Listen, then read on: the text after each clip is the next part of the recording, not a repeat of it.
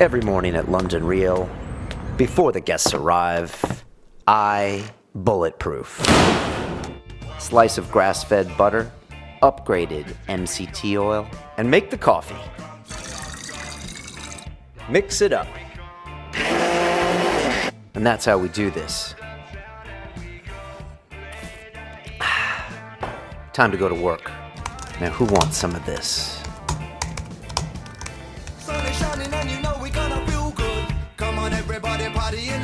How did you hook up with Jamie? What's Jamie really like? And can you tell us about this series that you got on his YouTube channel, FoodTube? Okay. So so this whole thing has been it's layers, moving up.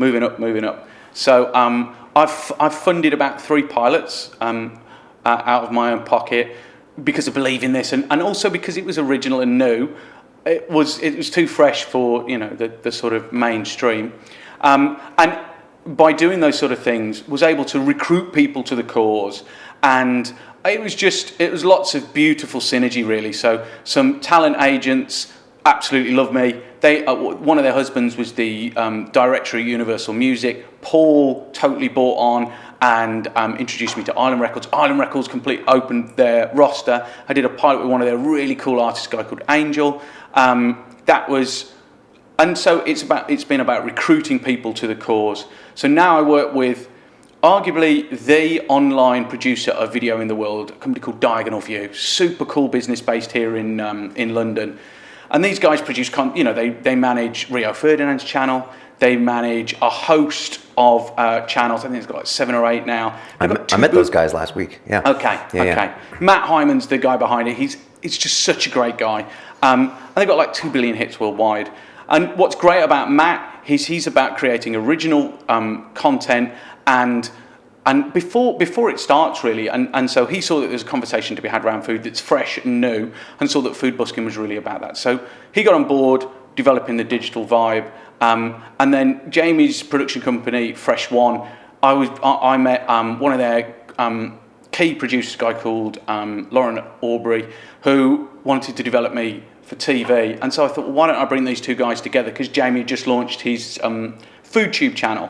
Those guys just kicked it off, and we got commissioned to do 6 episodes. So worked with Sony Music, Storm Modelling Agency and Island Records with a host of great talent, and shot these really quick formats where it's basically me cooking a dish with the star. There's lots of different ways that this can go, but at the moment we're keeping it down to that sort of thing. Just to two of you?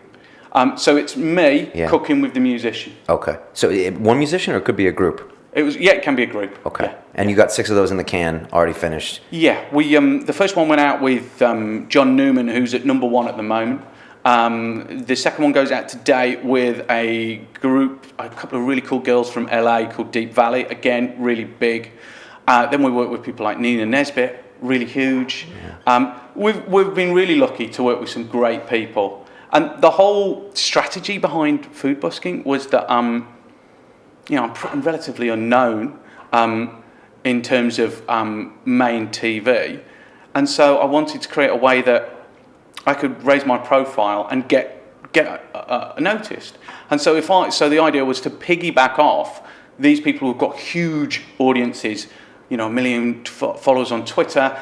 And it's worked perfectly with the first episode because John Newman is at number 1. He's sold X amount of tunes. He's at the absolute height of his popularity at that time and the most active, and I happen to be right slap bang in the middle of that. So as a strategy, it's worked really well. Sounds like London Real strategy. We just have famous people on and ride off the back of that. So it's a great strategy of doing that. And it's interesting now because a lot of people are choosing YouTube as the platform to get their media out there. I mean, you were saying your pilots wouldn't have been picked up by the Food Channel. When we started London Real, we were like, oh, let's get on TV. And like a year ago, I was like, I don't want to be on TV. What's the point? Yeah. I don't want to have to worry about it, get renewed. I can get a good audience by being on YouTube and just being digital. So and Ricky Gervais now has started his own YouTube channel, and they asked him, a buddy I know runs his channel, and they're like, "Why are you on YouTube?" He's like, "Because I can put up whatever I want. Totally. I can swear. I don't need all this stuff." Yeah. He's bringing back the guy from The Office, and he's teaching guitar lessons as that guy, and he's never brought that character back. So there's a lot of creativity. It's so exciting because the middle road, which is TV, can be really confined. Also, London's ahead, really, as it always is, in terms of how we view our media. You know, I don't know about you guys, but I watch 100% off my laptop these days. I don't really watch telly. That's very much a common trend in London, not so much as you move out. That's the same, I guess, in most places. But I think for me, the guy that most excites me, that really showed how it can happen, is Jamal Edwards, who's the guy behind SBTV, which effectively completely eroded the power base of MTV by just going out there with a load of honest, authentic passion and interviewing these guys, his musical heroes, getting to know them. Pure passion based, that's it. Just, I love this and I care about it.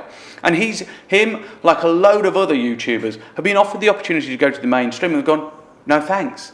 I can earn just as much, if not more. I have complete editorial control, and you have more opportunities to monetize or to turn your product into a 360-degree brand. That's exciting.